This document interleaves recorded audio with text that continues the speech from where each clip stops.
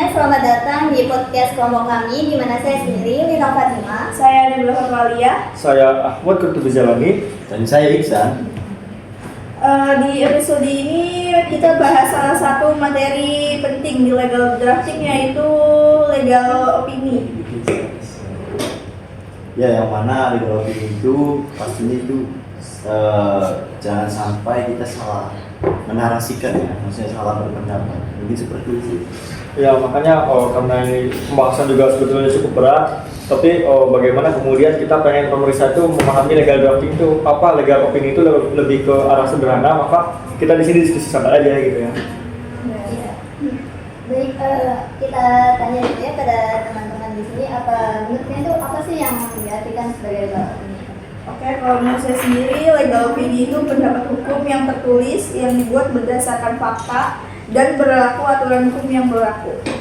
Nah, tapi struktur legal opini itu seperti apa sih kira-kira, teman-teman, ini biar teman-teman itu pada tahu gitu. Nah, sebelum kita membahas soal struktur, kita juga harus memperhatikan terlebih dahulu bahwa legal opini ini disusun bukan hanya berdasarkan opini liar, tapi juga berdasarkan pada dasar hukum yang jelas, terus kemudian juga dari fakta hukum yang jelas, dan juga dari doktrin hukum yang jelas. Sehingga akhirnya legal opini itu bukan sebuah opini liar, tapi merupakan opini yang berdasarkan dari hukum itu sendiri, seperti itu. Ya, kalau misalkan dari fungsinya sendiri, ada ini tuh seperti apa? Kayak untuk memberikan kepastian hukum kepada klien supaya klien tahu resiko hukum yang dialami. Tapi kira-kira contohnya seperti apa nih?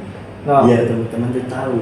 Oke, kalau contohnya itu mungkin bisa teman-teman lihat di Google banyak ya, tapi mungkin di sini akan lebih saya strukturkan itu lebih ke pembahasannya. Bagaimana kalau di legal opini itu strukturnya pertama adalah latar belakang kasus, terus juga ada rumusan masalah. Nah, setelah itu ada analisis hukum tuh. Nah, di analisis hukum ini boleh dimasukkan nih undang-undangnya, terus kemudian juga doktrin hukum, fakta hukumnya dan lain sebagainya. Sehingga akhirnya struktur dari awal sampai akhir itu ada semua gitu.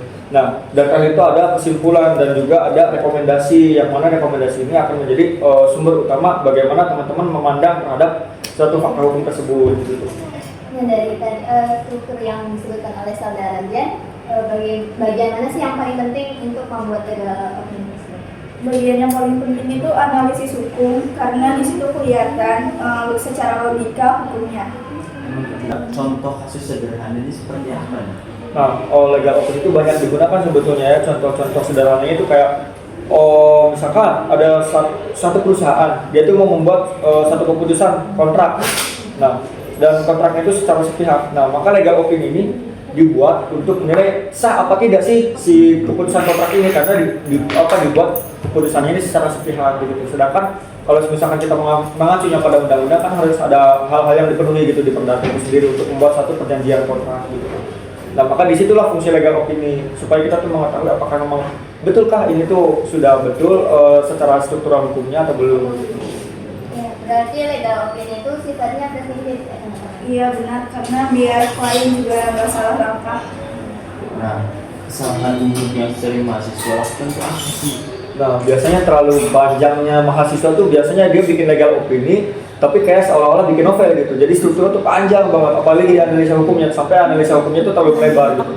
Yang tadinya bahas perdata tiba-tiba bahas HAM gitu. Nah, itu kesalahan mahasiswa ketika dia itu membuat legal opini. Nah, makanya iya betul, berbelit-belit banget. Nah, sehingga akhirnya kalau legal opini itu makanya harus strukturnya juga sangat simpel kan, gitu, hanya ada 4. Nah, dari struktur simpel tersebut ya harus lebih dipadatkan lagi pembahasannya, lebih kepada fokus titik utama pembahasannya seperti itu. Bukan seperti kita membuat jurnal ya gitu ya, kalau membuat legal opini ya, gitu. Langsung ke intinya aja. Jadi dari diskusi singkat kita ini berarti kalau misalkan untuk membuat legal opini itu harus dibutuhkan ketelitian juga ya teman-teman. Nggak boleh asal bikin tuh, karena ini emang sifatnya ini juga ya penting bagi. Dan yang paling penting juga kemampuan berpikir secara sistematis. Iya betul. Ini penting banget kawan-kawan. Nah, sebagai bekal kita, sebagai nanti kemudian hari itu pasti menjadi acuan bagi kita sebagai lawyer atau advokat. Iya, ini sangat penting sekali. Yaitu kita dibuat santai, tapi sekiranya esensinya dapat seperti itu. Nah, karena ini juga sifatnya ngobrol santai, kita bukan teoritis. Nah, untuk teman-teman yang pengen mengetahui lebih lanjut soal legal opini, nanti bisa teman-teman ikut belajar bareng kami di next video selanjutnya. Seperti itu ya, Mbak Lintang ya. Iya, baik. Mungkin seperti itu aja sih yang dapat kami semua sampaikan di sini gitu. Dan saya Ya, sekian dari diskusi dari kelompok kami. Kurang lebihnya mohon maaf. Assalamualaikum warahmatullahi wabarakatuh. Waalaikumsalam warahmatullahi wabarakatuh.